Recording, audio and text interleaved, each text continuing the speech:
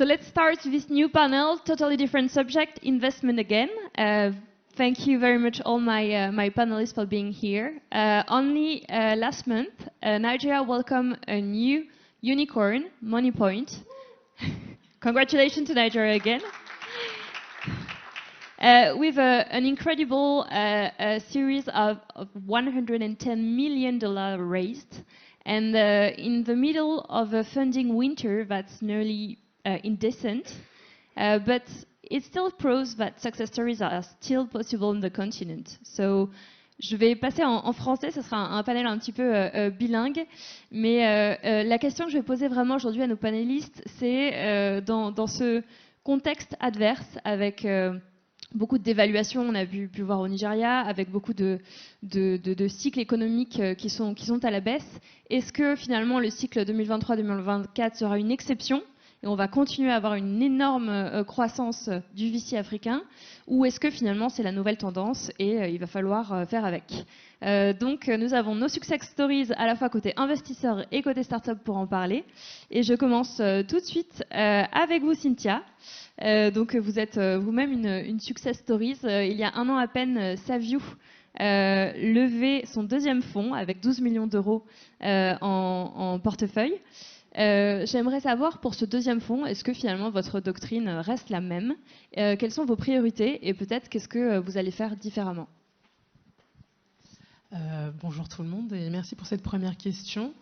Donc pour résumer un peu ce qu'on fait chez Savio, donc on a été créé en 2018 et on a un fonds de capital risque, on investit dans des startups africaines avec une spécialisation sur l'Afrique francophone de l'Ouest. On a été un des premiers fonds professionnels à investir vraiment sur cette région-là. Et donc on a eu un premier fonds qui faisait la taille de 10 millions d'euros et qu'on a complètement investi. Et donc comme vous l'avez bien expliqué, on est en cours de levée sur notre deuxième fonds. On a fait notre premier closing qui est à 12 millions, mais en fait la taille totale visée est plutôt entre 30 et 40 millions. Donc je pense que c'est déjà la première différence, c'est que ce fonds qui est un peu plus gros va nous permettre de mettre des plus gros tickets dans des startups et aussi de pouvoir réinvestir dans les tours successifs. Parce que c'est vrai que quand on est arrivé en 2018, l'écosystème était encore assez petit.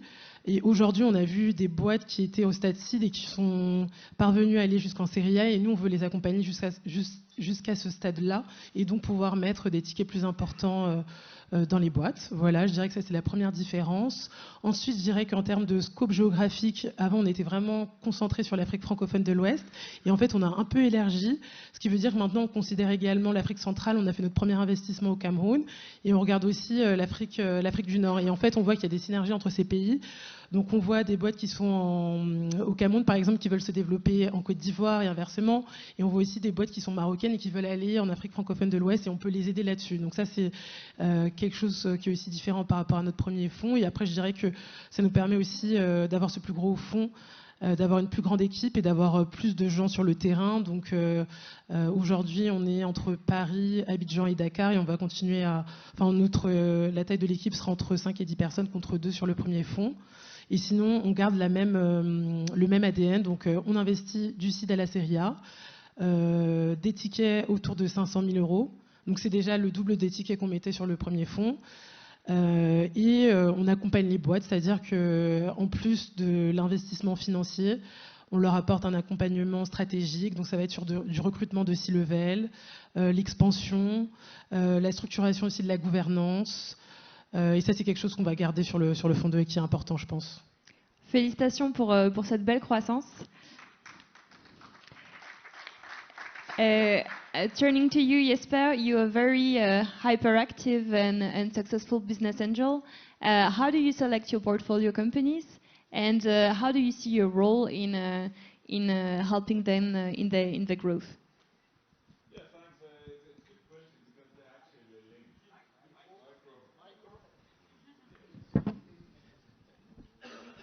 Is it on? Yeah.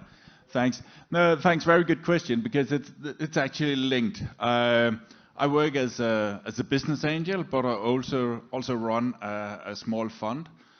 I'm just so lucky that I only have 2 LPs. One is the European Investment Fund, and the other one is myself.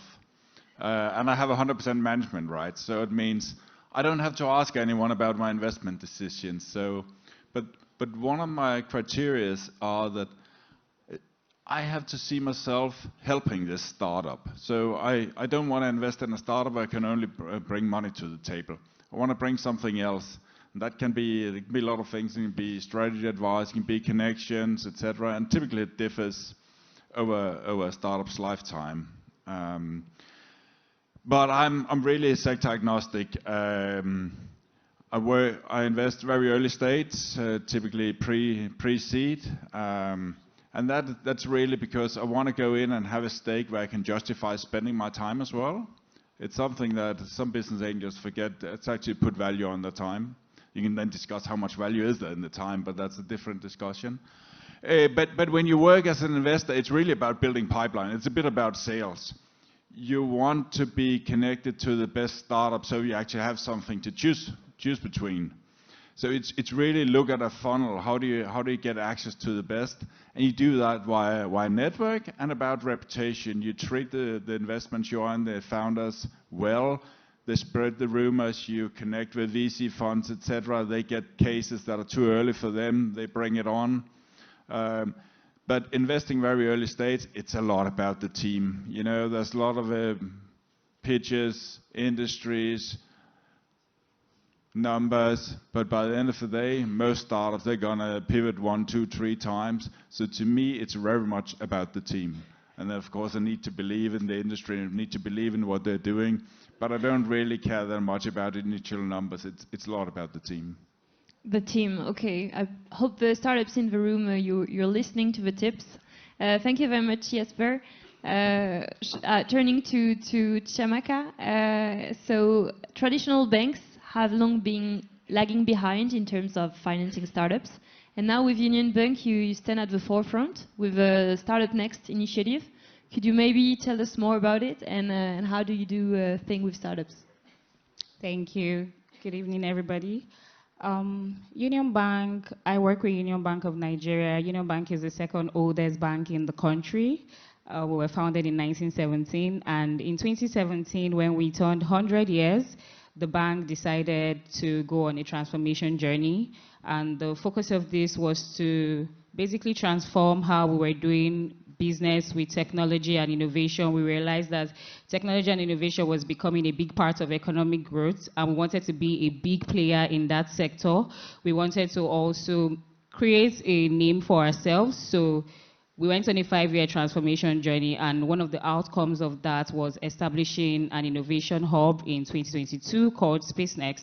So what we do at SpaceNXT is foster collaboration. We are basically open to everybody who exists in the tech ecosystem, from students to enthusiasts. You just have an itch you want to scratch in tech, come in. We have an entire community of advisors. I mean, as a traditional bank, we have customers who also can be investors in your business. We do have people who are probably first takers of whatever solution you produce or you create. So it's just an entire community of everybody that is willing to collaborate to drive the tech ecosystem in Nigeria forward.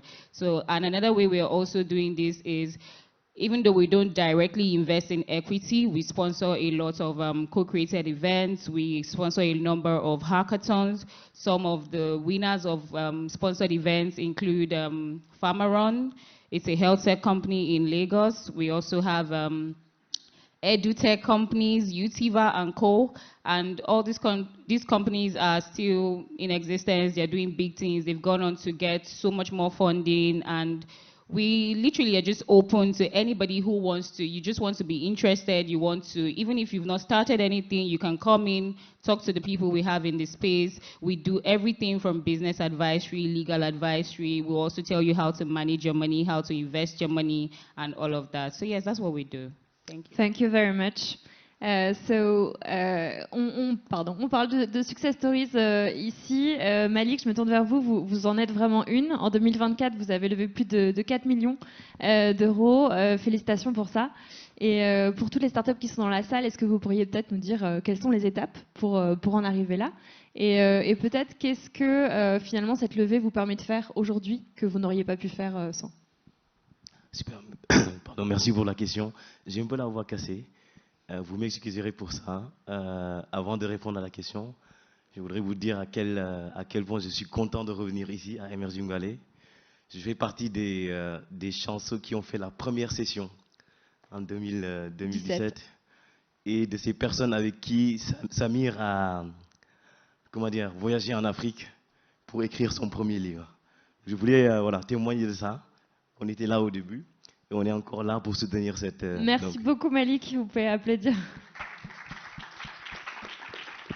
Donc je m'appelle Malik Diouf, je suis le fondateur de l'Africa Mobile. L'Africa Mobile, c'est une plateforme de communication digitale qui accompagne les entreprises africaines à interagir avec leurs clients de façon efficace et inclusive sur le téléphone mobile. Pourquoi cette thématique-là, elle est importante en Afrique? Parce que les marques et les entreprises, ils ont deux problématiques majeures dans leurs relations avec leurs clients. La première problématique, c'est la connectivité. Malheureusement, en Afrique, on a encore près de la moitié de la population qui n'a pas encore Internet. Et un casse-tête qu'ont les marques, c'est comment est-ce que je fais pour parler à la fois avec des gens connectés et des gens non connectés. D'accord? La deuxième problématique, c'est l'illettrisme. Malheureusement, dans ce continent, on a encore près de la moitié de la population illettrée. Sachant que nos devices, les téléphones qu'on a tous, sont faits en français et en anglais. Donc quand je suis avec une marque, comment est-ce que je fais pour discuter avec des gens qui sont à la fois lettrés et des gens qui sont illettrés?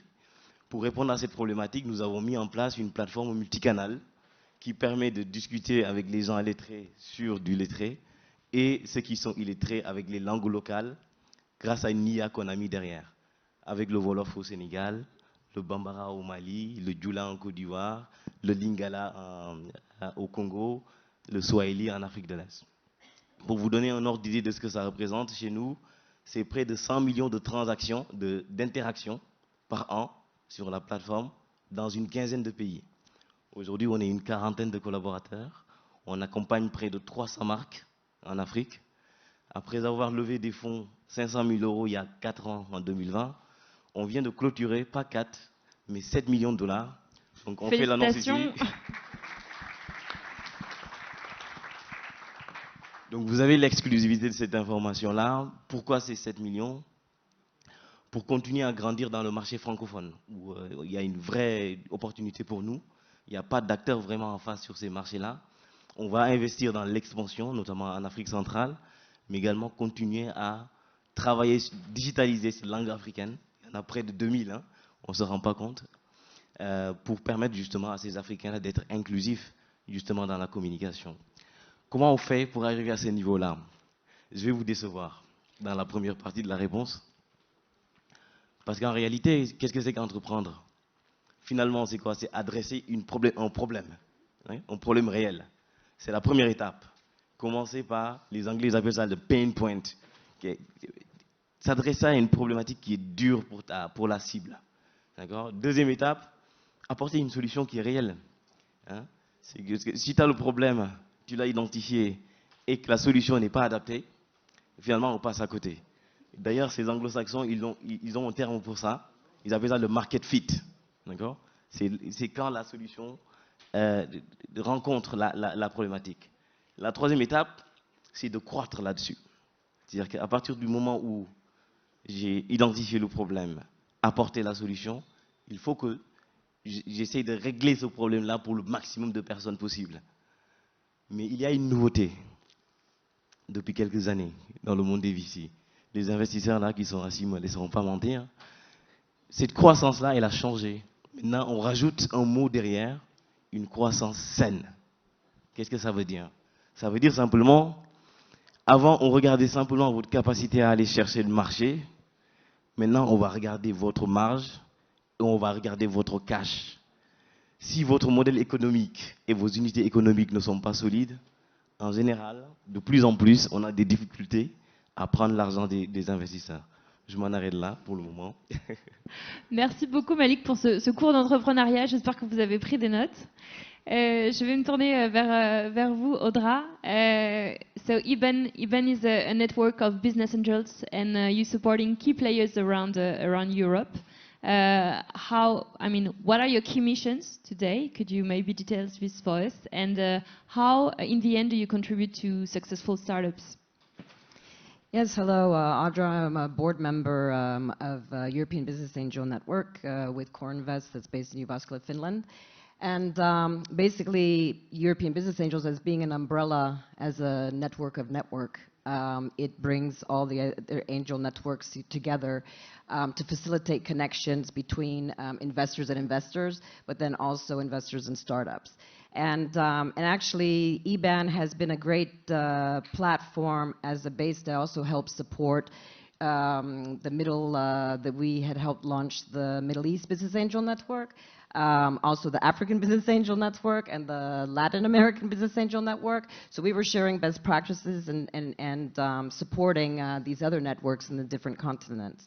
And besides facilitating connections, which is very important because you see that's what's building trust, because that's where we do more cross-border investing, because, for example, as we have stronger connections with the Finnish angels, with the Estonian angels, who then want to move into other markets, that's where then, we bring together other investors who know the companies they've already invested in, and we're able to help with the follow-up financing, which is very important. And so also, EBAN also provides a lot of education and resources, which is very important too, with the different boot camps and training camps, and helping with different investment-ready programs, and plugging in those startups, giving them access to different resources. And that has been and a lot of networks have been very involved in EU projects in order to connect with other regions. So even if it's whether the Nordics, whether it's Southeast Europe, Eastern Europe, but a way of engaging other countries for facilitating cross-border investing. And also for advocacy and political policy, influences, is that we have the EBAN summit in October in Brussels, and basically in Brussels is because we want to make sure that the EU Parliament, European Commission are very well aware of the different challenges ahead. So it's very important to stay in connection, with those policymakers, and that's where it's very important in sharing different stakeholders with the private and the public, with partnerships, also with the corporate venture funds, also with on the political view. Thank you very much, Audra. So, on a voulu vraiment réunir autour de la table un petit peu tous les acteurs qui contribuent aujourd'hui aux success stories africaines. On a entendu la voix d'un VC, d'un business angels, d'une success stories elle-même, d'une banque et finalement d'un réseau de network de business angels. Donc vous avez un petit peu tous les avis autour de la table. Et maintenant qu'on a un petit peu dressé ce panorama, on va passer à la conjoncture actuelle qui est, comme tout le monde le sait, compliquée. Voilà, 2023, année compliquée pour le VC africain, 2024, idem. Et donc j'aimerais un petit peu poser la question à tous nos panélistes. Voilà, quelle a été votre stratégie pour faire face à cette conjoncture? Et donc on commence avec Malik pour un nouveau cours sur l'entrepreneuriat. Malik, comment vous avez adapté au quotidien votre gestion, et puis peut-être finalement est-ce que le contexte a changé les choses pour vous depuis 2 ans? Merci pour cette deuxième question. Est-ce que le contexte a changé? La réponse est oui. Il y a de moins en moins de cash. Et ce n'est pas spécifique aux VC africains en fait. En réalité, il se passe la même chose dans les autres marchés et ça se ruisselle en Afrique. Et à partir du moment où on dit ça, ça veut dire quoi? Ça veut dire qu'il y a moins de liquidité dans le marché. Comment est-ce qu'il faut continuer à développer comme ce qu'on faisait avant? Quand je dis avant, c'était je prends des parts de marché un peu à tout prix. Donc la plupart des investisseurs qui venaient nous voir, c'était quelle est votre capacité à aller prendre le maximum de choses sans regarder ce qui se passe en dessous. Les choses ont changé. Nous, en 2000, donc cette levée-là, elle a pris quand même 12 mois, une année entière. On a vu la différence entre ceux avec qui on parlait au début et ceux avec qui on parlait après. Du jour au lendemain, les gens avaient les yeux sur la marge et le cash flow. D'accord? Ce qui est logique, parce qu'il y a moins d'argent. Et en fait, finalement, on revient aux basics. Certains appellent ça une correction de marché. Hein? Quel est le premier investisseur de l'entreprise? Les gens pensent que c'est les VC ou les private equity. C'est les clients, en fait. La vérité, c'est ça, hein, c'est que le premier investisseur, c'est le client. Et on revient aux basics. Faire en sorte que le client nous paye et nous paye au juste prix. C'est là où la question de la marge, elle devient importante. La question du modèle économique. Est-ce que je vais être en prépaiement ou en post-paiement pour pouvoir de la liquidité? La question du cash flow et des unités économiques qui sont solides. Et c'est en cela que nous, on voit que le marché a changé et que globalement, ceux qui mettent dans les startups, ceux qui mettent dans des entreprises d'innovation comme nous, maintenant ne regardent plus que la question de la croissance. Elle est importante, la croissance, mais pas que. Il y a aussi les unités économiques qui sont solides. Et donc, nous, on a dû s'ajuster par rapport à ça pour justement répondre à cette problématique de contexte et de correction de marché. Mais je continue à penser que, comme il y a des cycles, hein, comme dans tout domaine, je pense que le milieu du financement va se relancer et que finalement, c'est un mal pour un bien. Cette étape-là va permettre aussi d'assainir le marché. Ça va permettre aussi de voir ceux qui ont des modèles économiques solides, ceux qui ont des unités économiques solides. D'ailleurs, ça va même leur faire de la place parce que finalement, tous ceux qui ne sont pas solides et qui étaient des parasites à côté vont finir par disparaître. Et je vais finir par cette citation de quelqu'un qui n'est pas loin d'ici dans la Méditerranée, Albert Camus, qui dit que on parle d'hiver, hein, d'hiver de financement. Et j'aime bien cette citation qui dit que au milieu de l'hiver, j'ai trouvé en moi un invincible été. Ça n'a jamais été aussi vrai pour les entrepreneurs aujourd'hui. Merci beaucoup. On peut applaudir Malik pour cet instant de poésie dans un panel de VC qui l'eût cru. C'est possible.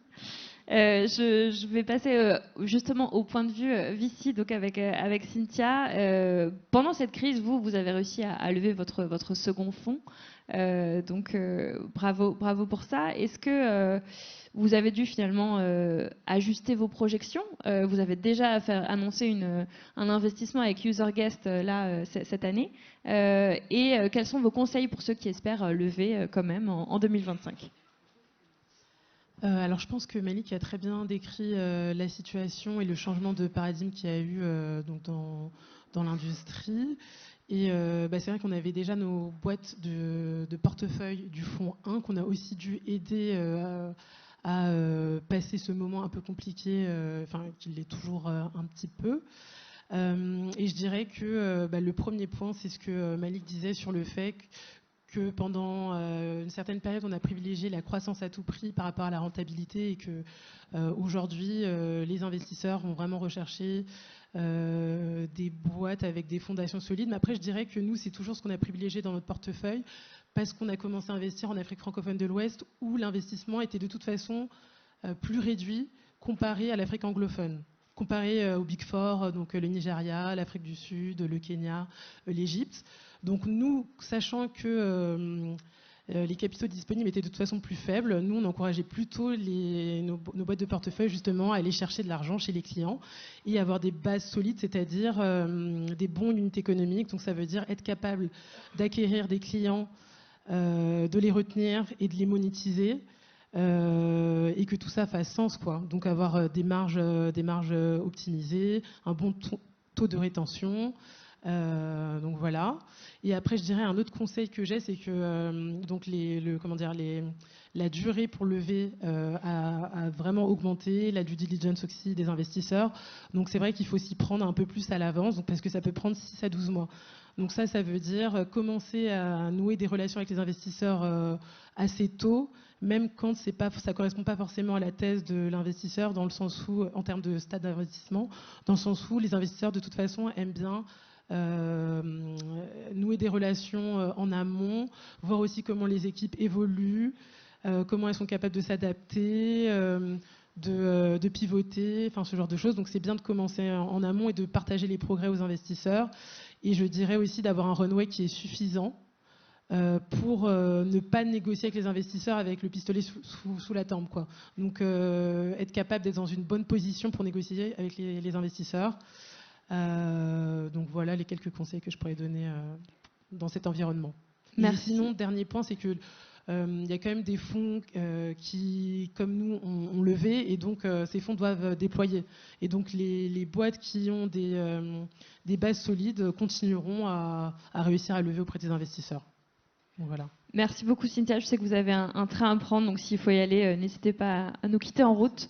Donc on a beaucoup parlé de unit economics et de cycles donc plus longs.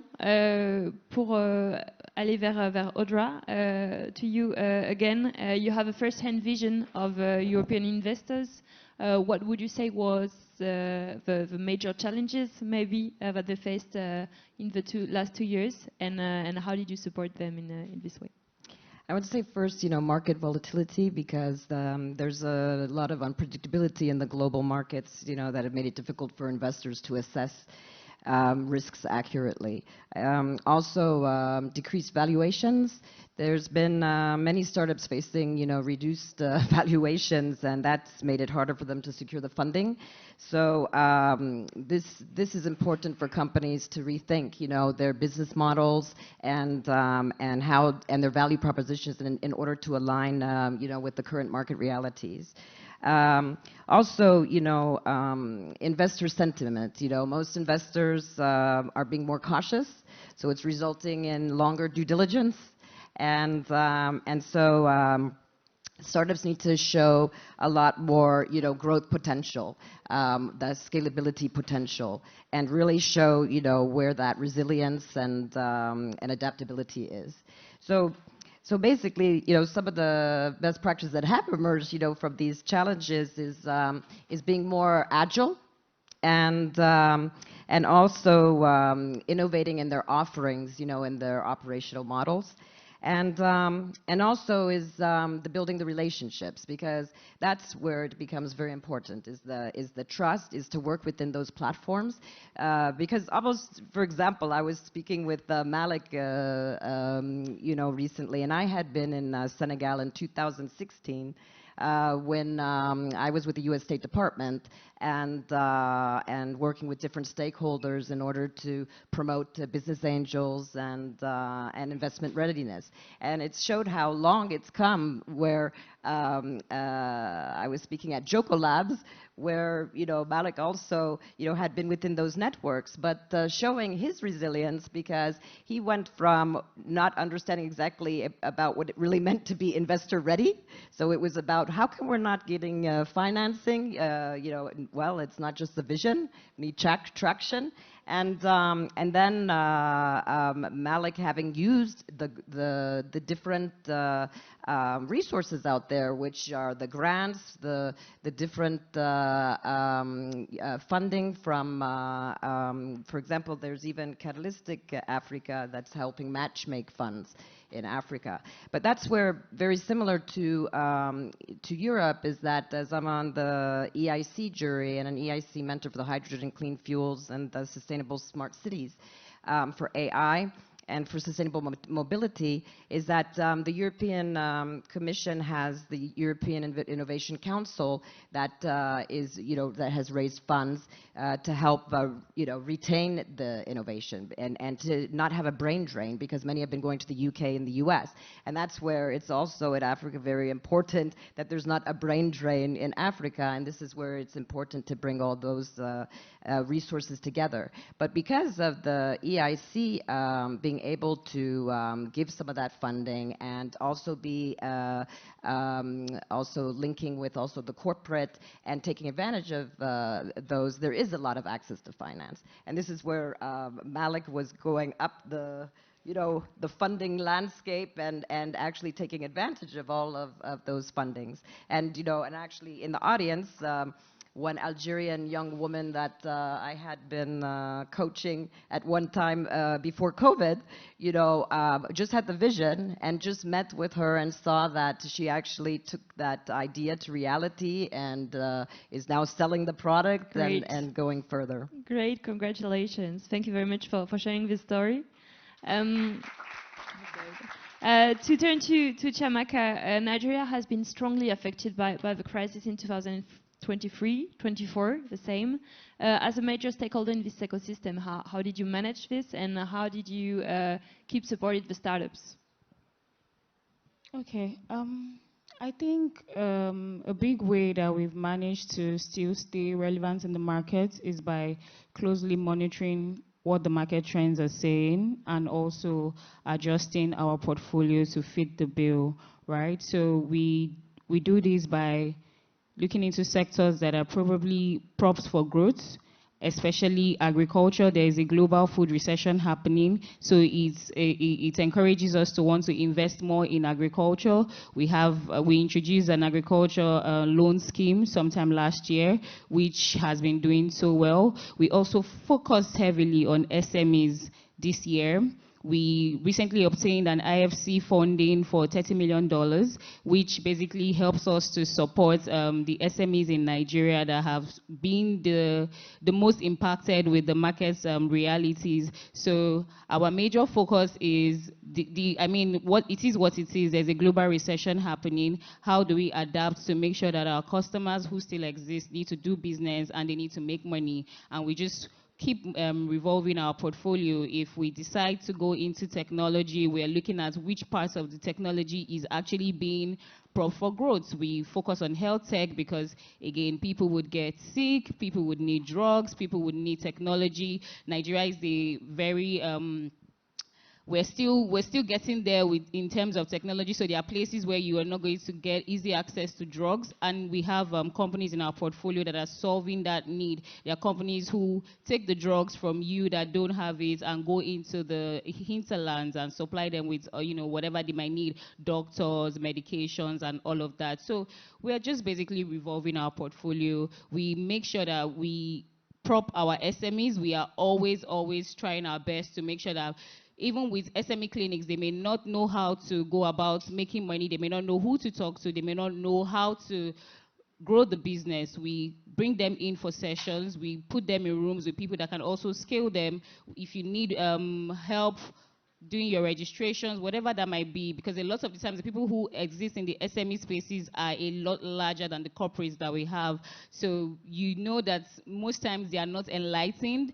Most times they are market women in Lagos and all of that. You don't want them to be overwhelmed when you're giving them a lot of documentation to fill. They want to get loan facilities and you're giving them documents that are like 100 pages. We make it a lot easier. We come to you, we break it down, we tell you what everything is. If you need it to be broken down in vernacular, if you need it to be broken down in your indigenous language, we go the extra mile to make sure that they are props for greatness. So yes, that's how we do it.